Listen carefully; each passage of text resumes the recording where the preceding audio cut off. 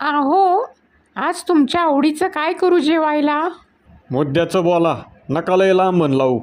ऐकाच तर मग. तुमच्या आईवडिलांना आपण किती दिवस सांभाळायचं? बया, कशी नवऱ्याचे कान भरी ती. मी काय म्हणते, मोठा मुलगा म्हणून भाऊजींची काही जबाबदारी नाही का?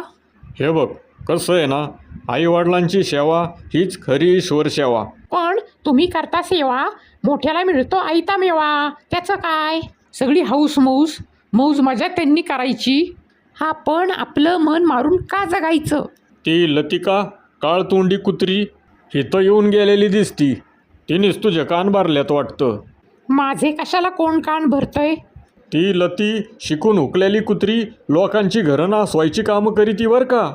मला जे वाटलं ते मी तुम्हाला बोलले. बाकीचं तुम्ही तुमचं बघा बाई. बया,